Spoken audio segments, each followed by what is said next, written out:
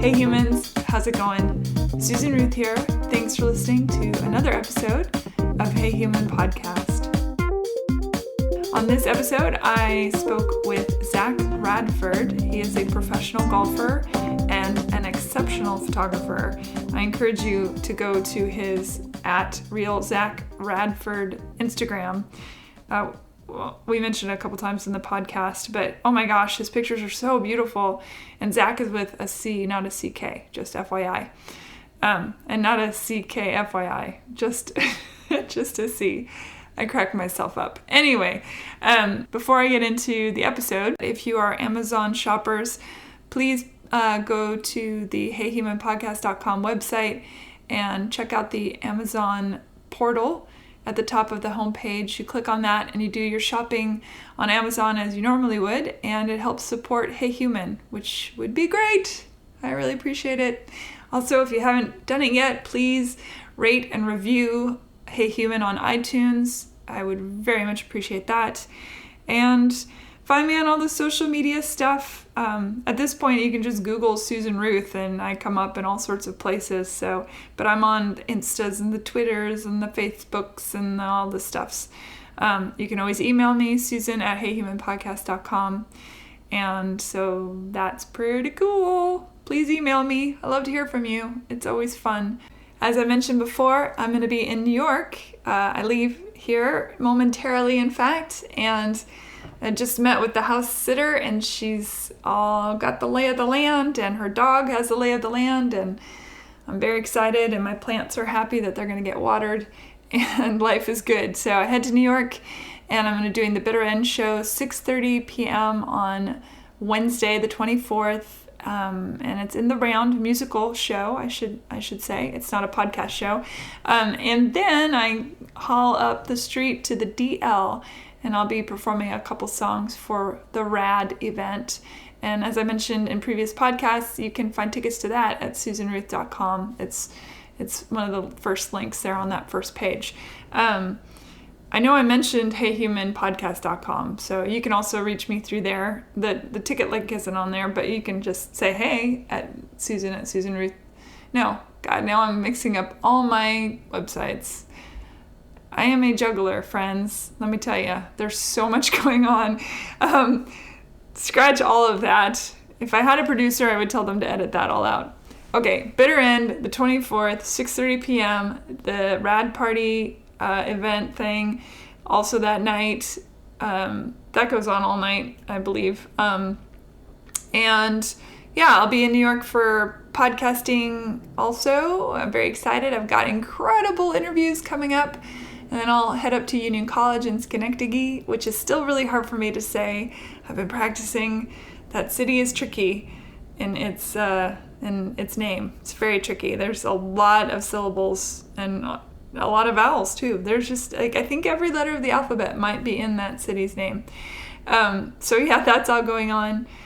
And yeah, I'm very excited. January is a good month. There's just a ton of activity. It's kind of crazy. I am juggling in all the best possible ways. So back to Zac on this episode. He came over to the house and we drank coffee and talked about being a pro golfer. He is about to embark on the PGA Tour, which is very exciting, and I wish him all the best. I didn't really know a lot about golf, so this episode was cool for me to learn. And Zac is not only a golfer, but he's also doing stuff in the community. And as I mentioned before, he's an exceptional photographer, which is very cool. Yeah, I will stop talking and let you hear the episode. And everyone, I hope you are doing great. And I'm sending you love wherever you are. And thank you so much for listening to Hey Human. I really appreciate it more than you will ever know. So here we go. Zac Radford, welcome to Hey Human. Well, really appreciate you having me today. Absolutely. I'm excited. You are a golfer, which I know nearly nothing about other than mini golf, which I very much enjoy. Yeah. Yeah, I like mini golf. But so backstory, you were born in Missouri? Correct. St. Louis. Moved to Texas. Mm-hmm. and then to Tennessee. So let's Correct. start. We're at the very beginning, and you started in baseball. Correct. All right, so I did. let's hear the whole story. So yeah, when I was, I believe, 4, family moved from outside of St. Louis down to San Marcos, Texas, which is kind of right in between San Antonio and Austin. I kind of did most of my growing up there. Really was Schlitterbahn. Yes, I loved Schlitterbahn there in New Braunfels. Yeah. I think everybody I've been there knows. once. Yeah. Yeah, everybody knows Schlitterbahn, and everybody knows the Outlet Mall. Oh, I haven't been to the mall, and they have a really lovely boardwalk, if I remember correctly. The Riverwalk. Right. Some very there in strange San Antonio. noise just came out of my throat. The Riverwalk. Right. It's really pretty. Yeah. Yeah. Yeah. So I really enjoyed growing up there, and actually grew up playing baseball fairly competitively up until I was about 16, and then started Competitively meaning? I was playing when I was 12 years old, probably around 120 games a year. Wow. To 140, somewhere in there. What position? I played shortstop and second, kind of middle infield. Got it. So I do know about baseball. yeah, I'm a huge Cardinals fan. Okay. Being born in St. Louis, my dad's side's from there. So yeah, that was definitely my passion. I never dreamed I wouldn't be playing baseball for the rest of my life then. And then I picked up some golf clubs kind of beginning of high school and didn't really pursue it much for a few years. And then my family moved to Nashville about a week before my junior year of high school. Ooh, that's brutal. It was pretty tough. Yeah. Growing up in one place most of your life and Yeah. then kind of going somewhere. I didn't know a single person. Yeah. So, but when we moved, the baseball program wasn't very good. I was used to playing on very competitive teams, guys getting drafted straight out of high school and that sort of thing. So baseball in Texas is like football in Texas. It really is, Yeah. especially when I was growing up. Yeah. I played against a guy in a town over from us who was 2 years older than me. So right when I moved, I believe he was getting drafted, and he went like 5 in the draft. Goodness. And so he was someone who I played against growing up, and so I saw the level of the majors. Yeah. But when my family moved, the baseball program, I came to a brand new school in Ravenwood, there in Brentwood, and the baseball program wasn't very good. No offense, Ravenwood. That's right. It's actually really good now. Oh, there you go. It really is. My brother played baseball there as well. But yeah, so when we moved, the baseball program wasn't very competitive. I wasn't really enjoying it all that much. And I had kind of messed around with golf a little bit. You're like, the stick goes in a different direction. Exactly, yes. And so I was like, you know what? I'm going to try golf out for real. Yeah. And so by my senior year, I was number 1 on my high school golf team, and starting to play a little bit more competitively, but didn't really get any offers to play in college. So that was a weird transition for me because I never imagined not playing sports in college. That thought growing up, that wasn't even possible. And were you working toward a scholarship, sports? I was. Yeah. Definitely my mindset was baseball until we moved. And then I thought that I might be able to play golf in college, but then a bunch of my friends were going to Tennessee. I wanted to go to Tennessee after my family moved here. And so I wasn't good enough to play at Tennessee. Yeah. At that time. They have good golfers? They did. Yeah. They did. And so it just didn't work out for me to play in school. And honestly, I was okay with that. Yeah. So I kind of put the clubs in the closet for about 4 years. What'd you study? Sport management. Oh, okay. So. You're still in the game then. Oh, yeah, for sure. So I love sports, love being around sports. And so I just went to school, worked full time. My last 2 years, I kind of saved up some money. So my first 2 years, I didn't have to work much and go to school. That's nice. And it was. And so but then started waiting tables to finish paying for school. Got out debt free, didn't know anything. Good So job. I was excited. That's hard about to do. that. It is. Yeah. It is. God bless the state schools. Yes. If it weren't for the Hope Scholarship, I probably wouldn't have been able to do that. What's that? It's like the lottery scholarship. Okay. Here in Tennessee, if you're a resident and you go in-state, it's a little bonus scholarship if you hold a certain GPA. Oh, that's cool. So, yeah. Good job. I was very thankful to have that. Awesome. And so you got out with your degree, and then you thought... So I moved back to Nashville, and since I didn't have student loans, I wanted to see what I could do with golf. I had noticed a little ability there in high school, some natural ability, and I gave it a year. I was like, I'm just going to go out and play every single day. I'm going to work, and my parents were on board for this, so I kind of moved back with them and just worked and practiced every single moment that I could. What was your motivator? Honestly, I felt called. Okay. I felt called to pursue that. That was something that I noticed an ability that was abnormal, that I picked it up very quickly. It's interesting that you had that much self-awareness, because I feel like many people don't. Yeah. That they need other people to validate that their talents and such. So, yeah. It's interesting. I probably, at that time, most people probably would have laughed when I told them what I was wanting to do. And I know some people kind of noticed that I was working hard at it. But I kind of just went out there and practiced every day. And I went from, so people have handicaps in golf. And what that is basically, it gives you a rating of your game in a sense. That's probably the best analogy I could give for that. So it kind of tells you where you are. And then they shave off the holes that you're supposed to.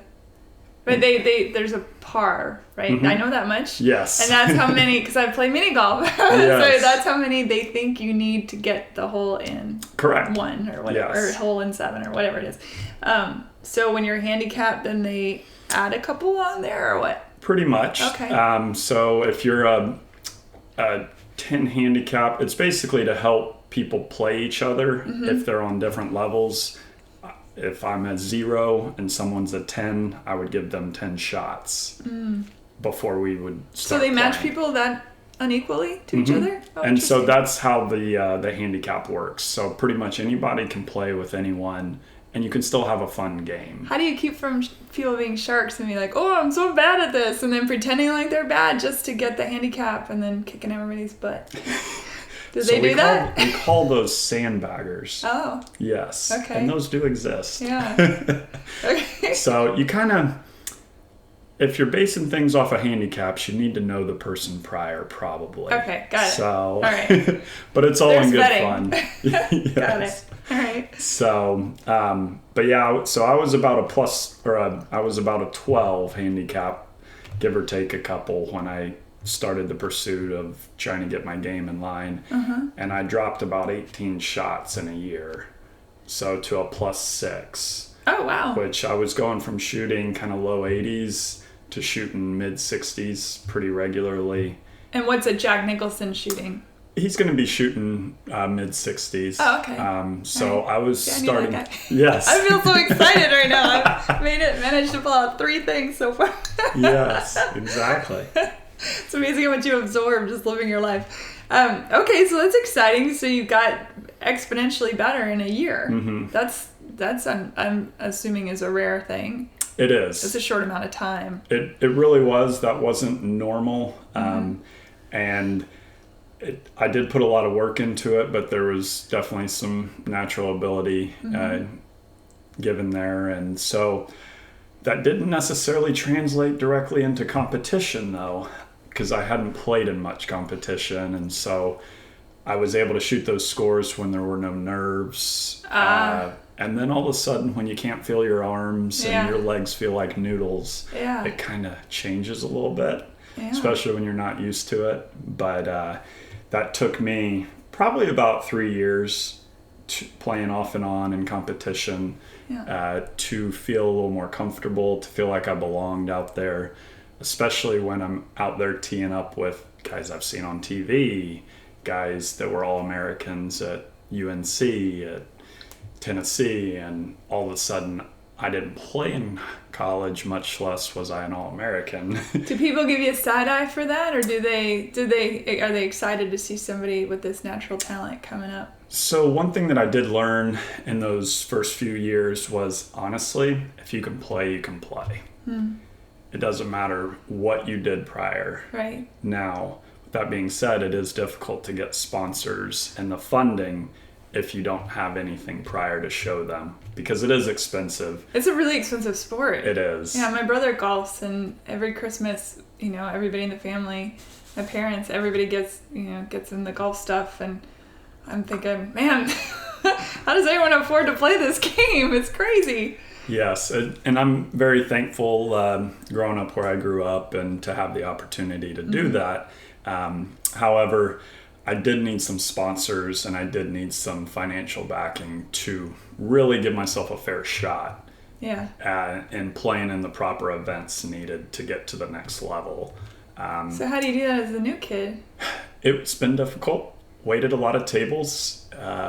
Did a lot of side jobs, worked for my dad, just trying to make ends meet. And then I've had some sponsors, some smaller sponsors along the way, allow me to get some experience. And so it's been tough. A lot of times when I thought about giving up because I didn't know where the finances were going to come from. And so you're really grassroots with what you...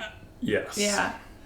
Now, in golf, it's not like baseball where there's different positions. You are one position, and your golf clubs play all the positions. You're one, and then they're actually the team. Right. I never thought about it that way, but that is a good analogy. Yes. Do you have a favorite team member?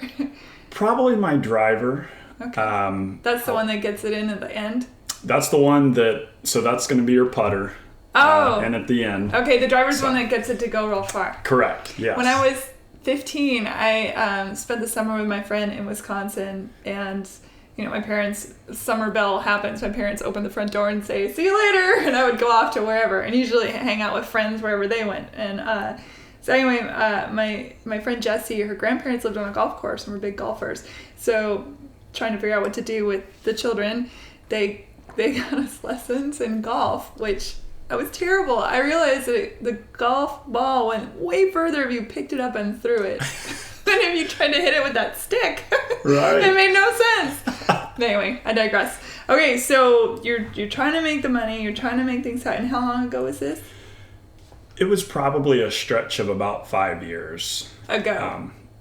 Total, and it was probably up until about a year ago. Oh, okay. All right. So maybe a year and a half ago. So I had about a year after college, and then there was about 5 or 6 years that I was trying to play, trying to keep my game in tune, work, and all that. And it was just getting really difficult. Were you exhausted? I was. Is it physically taxing to golf? So the physically taxing part for me was I'd wake up, work out, practice, then go wait tables at night, and rinse, go repeat. to sleep. Yeah. Wake up and do it again. Yeah. And so if that was all that I was doing, it was tiring, but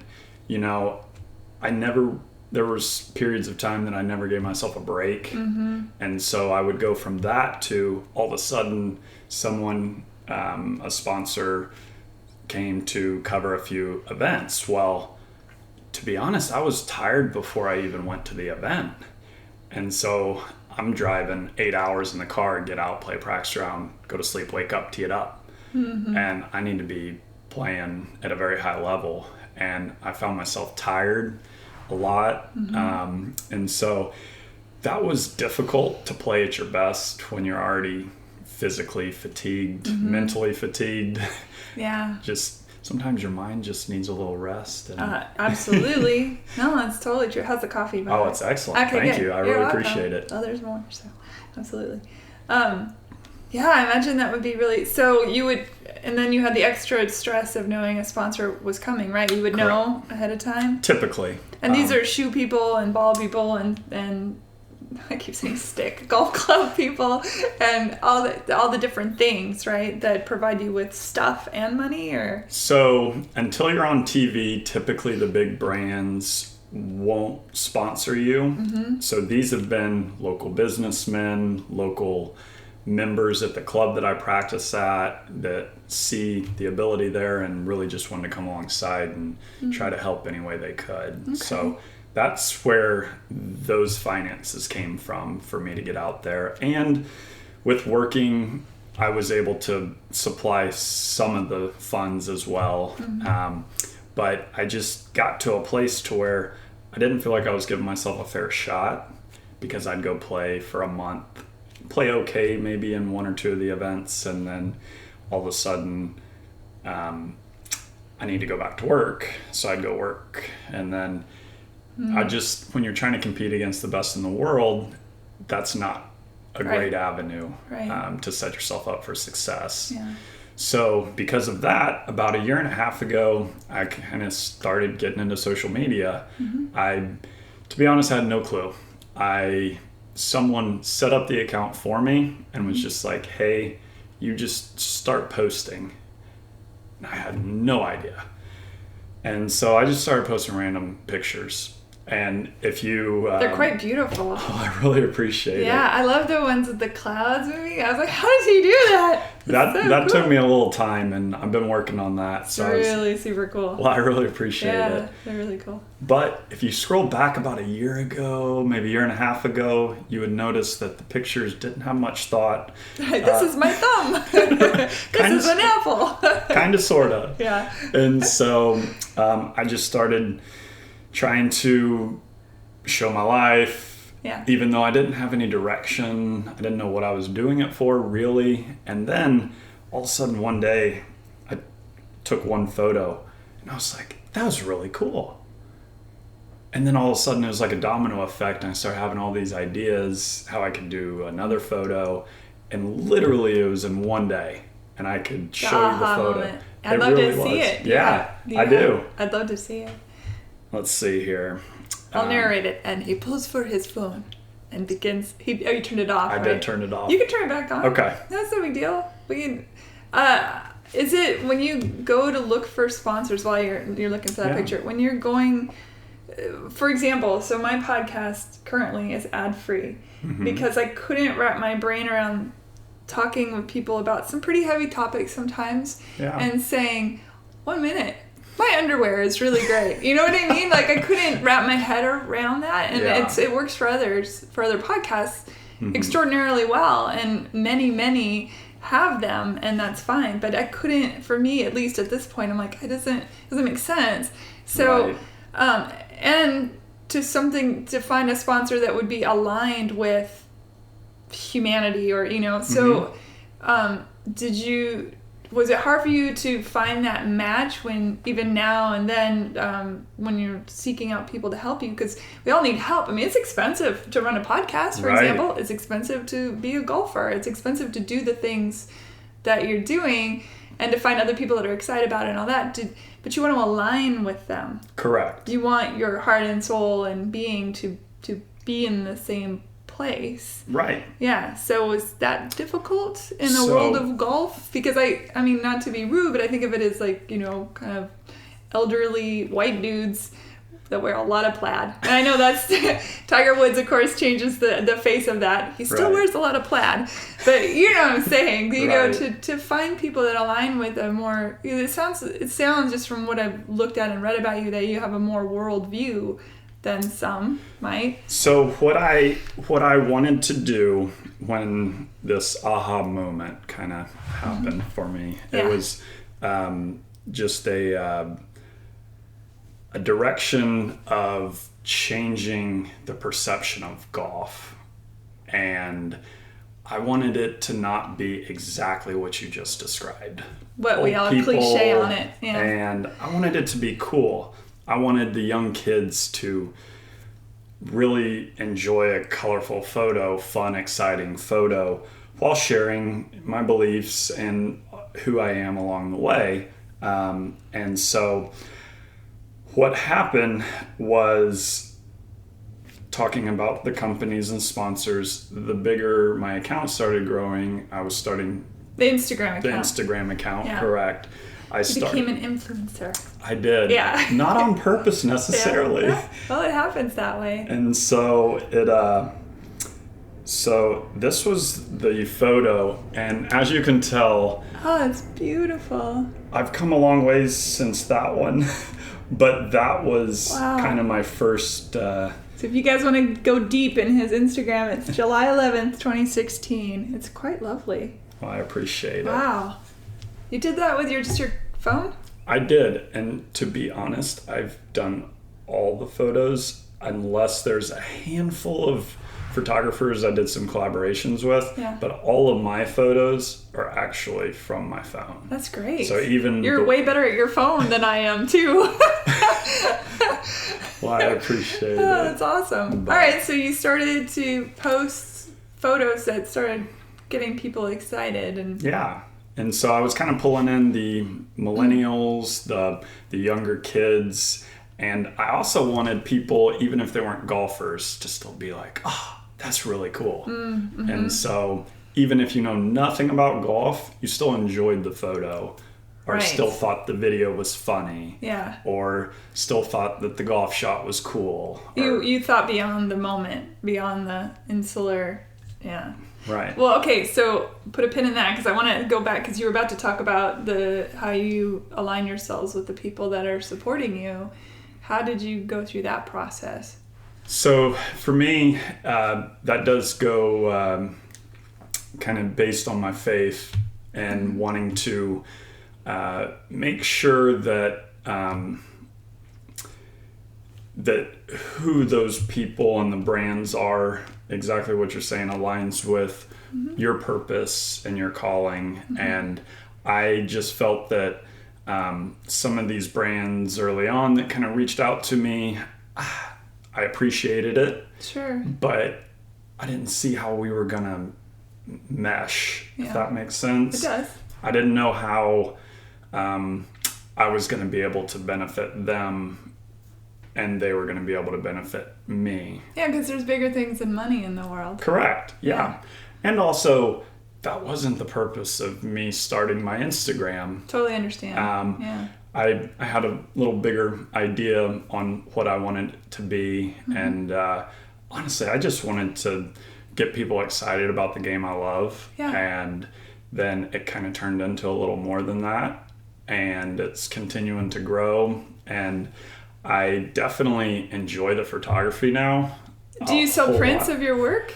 So I probably need to. Yeah, I would think. I have a lot of people asking about that. I'm sure. Yeah, get yourself one of those fancy printers and start printing off images. Right. Yeah. So I've definitely thought about that, and I do think that here in the near future there's going to be some. That's great. So a secondary calling. Exactly, and I definitely have started doing some photography freelance for some bigger companies, golf courses, brands, and things like that. Yeah, so, I imagine you probably landscape architects would probably love you too. Right. I actually have done all the way to doing editing for construction companies. That's great. So nothing to do with golf even. Well, hey, you never know which way the road will turn. I find that is a truism in life. Right. It goes all over the place. It really does. You just have to show up. So what's your favorite thing about golf? What draws you to it specifically, other than just the physicality of it? To be honest, the challenge of it. I mean, it is a very difficult game, no matter what level you're playing on. Yeah. And kind of the mindset and the focus needed to play at a high level. I've noticed that of all the sports that I played, golf was definitely the most difficult.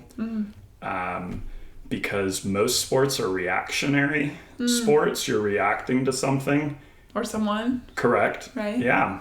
And in golf, literally, that ball's not moving until you move. And then you're acting against nature, I suppose. Yeah. Air and the conditions. Yeah. It can be raining and windy and So cold. does that mean you have to go out and practice in all those conditions so you get used to any of that stuff? You really need to. Yeah. And if you're wanting to play at a high level, even on days like today here in Nashville, Yucky. Yeah. you need to get out there and practice. It's a hot cocoa day. It is. Yeah. That sounds better than practice. Yeah.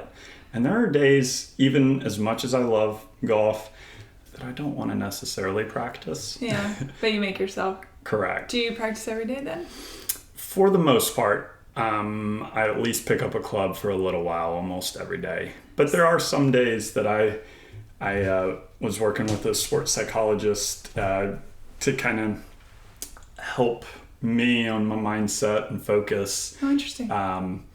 Because that's so important in golf.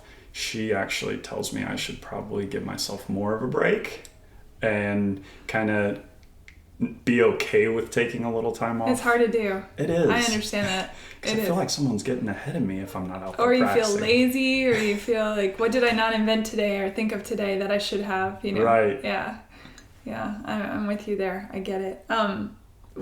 See, now you bring up she, I guess, helps athletes become better versions of themselves, I suppose. And yeah, in a get sense. out of their own way in their minds. Exactly. So you've probably come a long way from being nervous when you play. You still get that butterfly. I still get it. That's good. But just knowing how to deal with it, knowing yourself and knowing your tendencies when you get nervous.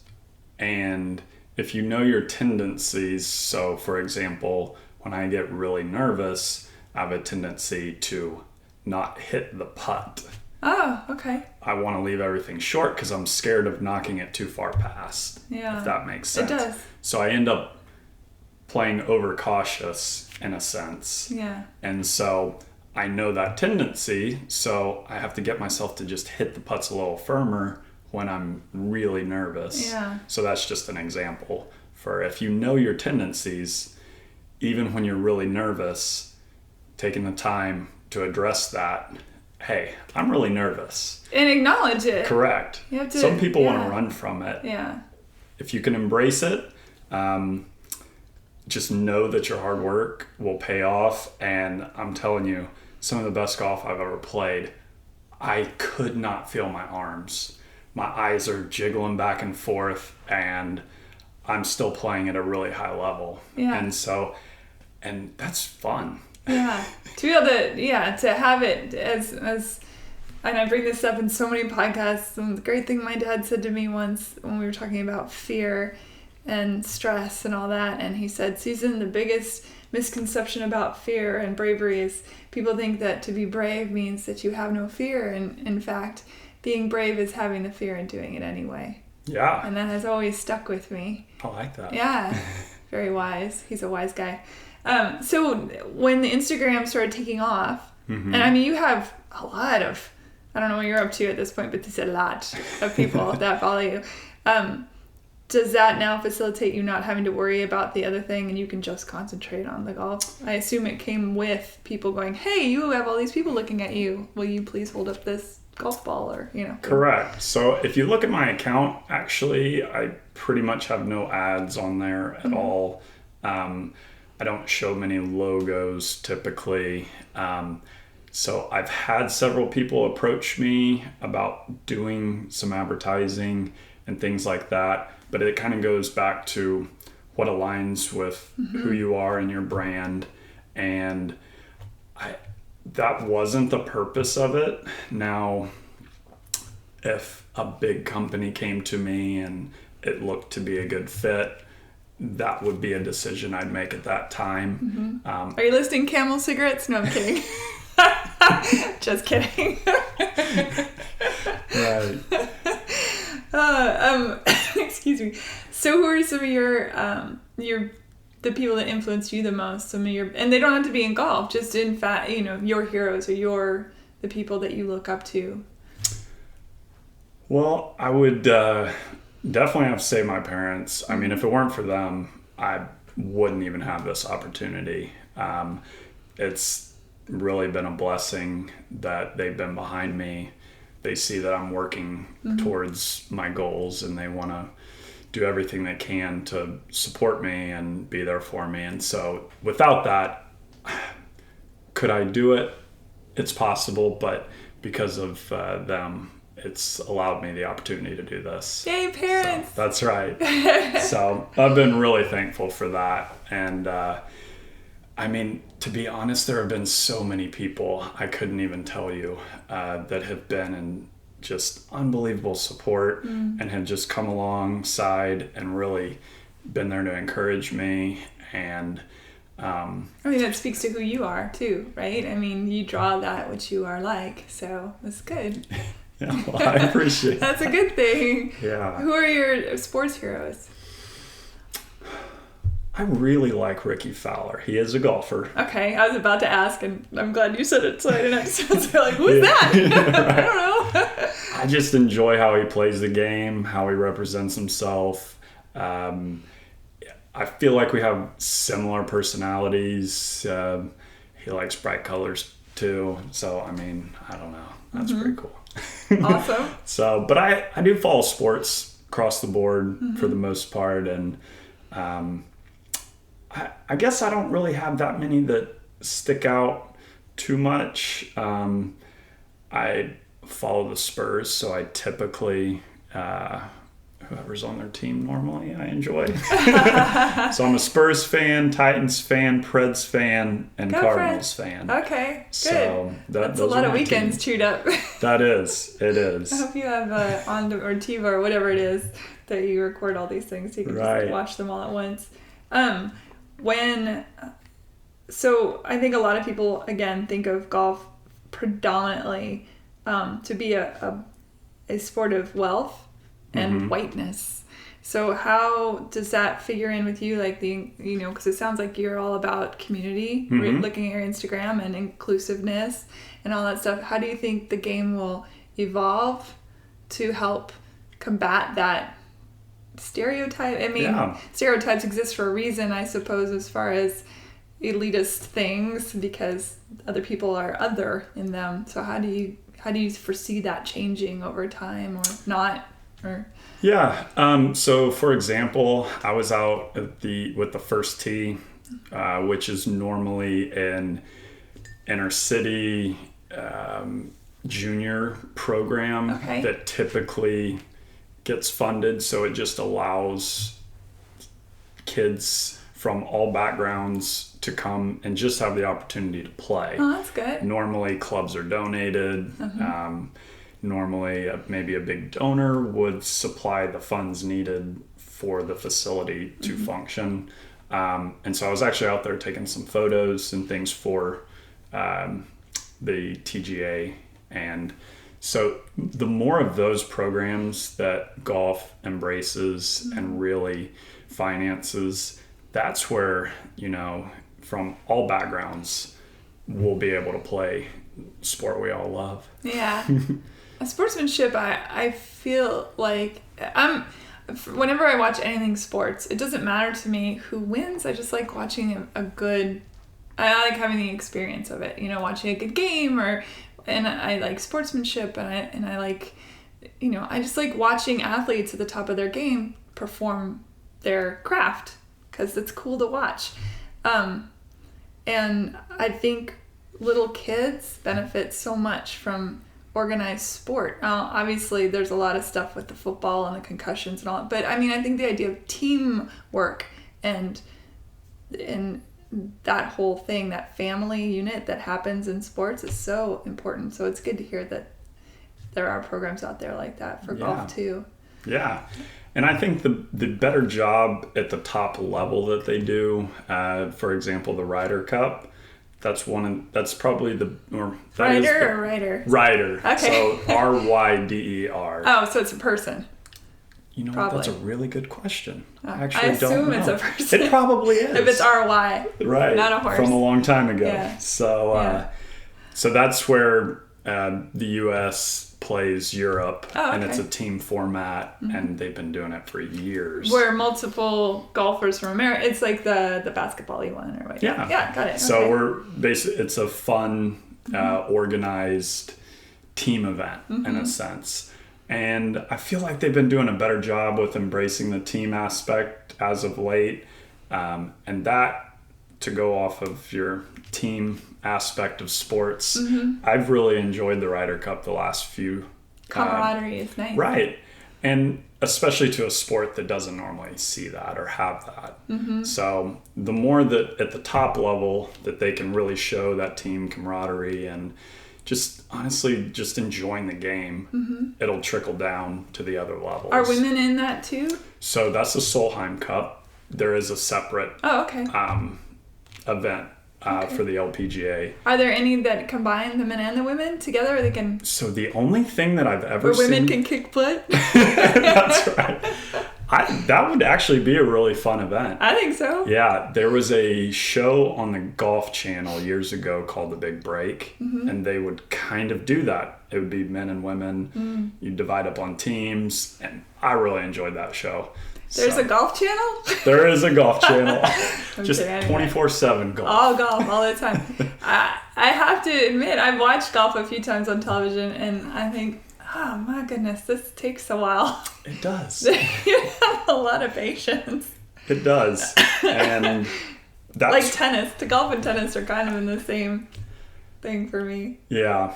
And golf, the one thing that I would like to see done just in golf as a whole is... they've been pushing for this 9 holes, which I think is important, to go out and just play 9, and that's okay. That's a half, right? That's a half, correct, yeah. A half marathon. Exactly. Sometimes a round of golf feels like a marathon. Yeah, you walk a lot in 18. How far is that? Probably about 7 miles on average, depending on the course. Maybe a little less if the course isn't real long. Are you a walking man or are you a golf cart man? Pretty much walk every single time, and you can call Nashville Golf and ask. I pretty much walk every single time. All right. I believe you. All right, so the nine round thing, just to get people, encouraging them out there. Out there, and to exactly what you said, it takes a long time. So if you can go do it in half the time, especially for the millennials and the younger crowd, they want something quick that they can get out there, enjoy it, and then leave. And to play 9 holes is perfect amount of time, couple hours, okay. And then you're not investing to what most people would think is half their day. Yeah. And so if we could keep implementing more encouraging clubs. Does that not happen very often, or? Not really. There's still a mindset, in my opinion, that if you only played 9, you didn't really go play. Oh, okay. Interesting. And I actually play just 9 pretty regularly. And if I'm not playing a tournament, there's a lot of times I won't play a full 18 most weeks. Yeah. I'll play 9 maybe every day. And then there are a few new courses opening up that just have 9 holes. Oh. And really nice ones too. Okay. So I do like that direction. Some of the a friend of mine, her husband is a landscape architect, but his specialty is golf courses. Oh, that's awesome. And so they have all these coffee table books of courses that he's designed and just in general, and they really are fantastic looking. They're quite beautiful. Yes. So a lot of land devoted to that, of course, and get into all that stuff, but that's not what we're here to talk about. So how do you keep your stamina from the first of 7 miles walking, and I imagine it's a lot of upper body work. Mm-hmm. How do you maintain that integrity throughout the entire course? So I do work out about 4 to 5 times a week in the weight room. Strength. Yeah. I honestly don't run much just because I'm already walking, and that's kind of what I feel is my cardio. Yeah, I get you. And so I will do weight training and stretching. Oh. Stretching's really important because you can go through periods of time out on the golf course that you're kind of standing around, you're not moving, and if you don't condition yourself properly, you can get very stiff quickly and that sort of thing. And obviously fatigue, and diet as well is very important. Okay. I enjoy coffee, but when I get into competition, I try to refrain and try to back off from drinking caffeinated drinks for the purpose of, if you drink caffeine very often, you can have up and downs of your heart rate. Sure. And I want to maintain fairly level. And so if I drink a cup of coffee in the morning right before I tee off, I'm all hyped up, and then 4 holes in, it's a crash. Yeah. And you don't want that. Yeah. And that so makes sense.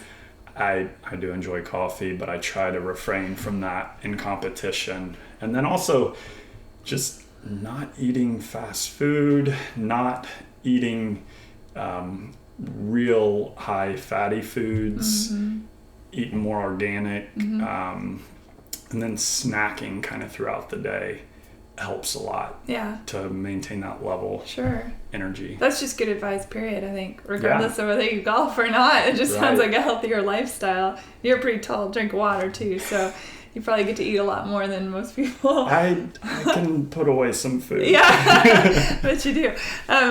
So, okay, a year ago you had a GoFundMe. I did. And that's... So I learned of you through our mutual friend, Jim Wrigley. Hi, Jim. Yes. And he told me that you were doing all this stuff, and he said that you had a GoFundMe and that your goals were the PGA. And how did all that experience go? What did you learn from all that?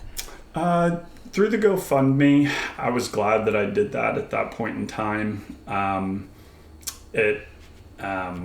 I greatly appreciated the support that I got from that, and everyone who supplied the funds, and that allowed me to play in some events that I wouldn't have gotten to play in otherwise. And so it was a great experience, and it's all these little experiences along the way that have shaped my perspective on things moving forward in golf and social media. And because of the GoFundMe, that specific instance, I didn't really know much about GoFundMe at the time, and I was in shock. All of a sudden people were wanting to help, and it just showed such a team behind me, if that makes sense. Community is great. Exactly. Yeah. And all of a sudden, people that I hadn't talked to in a very long time were putting money towards my pursuit of the dream. Yeah. Well, I think in times like those, I've done GoFundMe for my music, 'cause I'm a songwriter and a performer, and I made records and all that. And I think there's something to be said about first of all, when you're willing to ask for help. That's a big thing, because we're taught that you shouldn't ask for help, you should do everything on your own, bootstraps and all that. But I think people see themselves in you. Like, it's a moment of mirroring and saying, like, I'm you, you're me, and that could be me, and I want to. That's a cool dream, or that's a cool experience, and Vicaria, I guess, is. And so when people give to things like that, I think that's their little bit of Vicaria. They feel like it's them too, which is awesome. Yeah, and that's what I want with the Instagram too. That I don't know if you notice, for the most part, you don't see my face. Really, I did notice that. In Yeah. any of the pictures. Yeah. Because honestly, that's not the point. It's not the point. I want someone to feel like they're in my shoes. Yeah. On the That's Instagram. cool. And so I try to do the it. The anti-selfie. Pretty much. Yeah. And so, I mean, there are a few on there. I posted a picture with my mom, and you see my face there. Sure. But I don't, it's really not about me. It's about the team. It's the community. And that's why I love making cool photos that someone feels like they can see themselves there too. Yeah, and they're really, I mean, I'm not kidding. The photographs are beautiful. I think I was mouth agape on a couple. I was like, how does he do that? They're stunning. Well, I really the color is so that. stunning, and the movement and just all that stuff. It's really cool. Tell them where they can find your Instagram. So, Real Zac Radford, REALZAC. No K. No K. Yes. Radford, RADFORD. Yes. So, and I do links on all my episodes so that people can find things easily too. Yeah. But it's always good to get people to say it. What was your worst day that you remember golfing? Okay, so I would say, could it be worst and maybe best day? Of course. All Sometimes in one? they are all in one, yeah. Yes. So I was down in where was it? Georgia, playing in a Never tournament. heard of it. I'm just kidding.